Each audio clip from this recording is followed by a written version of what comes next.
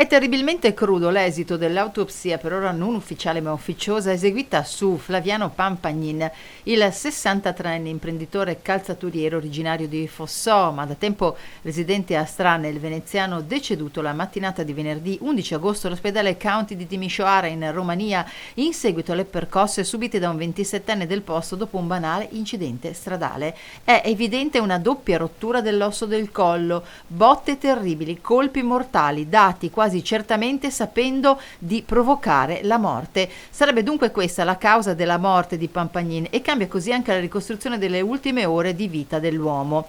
Lui con la Romania lavorava da una ventina d'anni, il diverbio con il giovane dopo un banale incidente stradale sembrava archiviato dopo che il nostro connazionale aveva ammesso la propria colpa. Invece il romeno aveva inseguito la vettura dell'imprenditore, una volta raggiunta avrebbe aperto la portiera e l'avrebbe colpito con alcuni pugni. L'imprenditore è riuscito a chiudere lo sportello e a fuggire, ma dopo aver percorso un centinaio di metri è stramazzato. L'aggressore, Dorin Zima, un ingegnere meccanico della città, noto giocatore di pallamano, è esploso come una furia non giustificata dall'episodio tutto sommato banale come la rottura di uno specchietto. L'arresto cardiaco è stato immediato e quindi non si può parlare di infarto successivo alle percosse, come era sembrato in un primo momento. Le due fratture hanno causato la rottura del midollo spinale e i centri nervosi hanno smesso di funzionare, tanto che lo sfortunato imprenditore veneziano è rimasto per 8 minuti senza ossigeno. Se fosse tutto confermato, va da sé che cambia anche l'imputazione per il giovane e pericoloso ingegnere di Timișoara,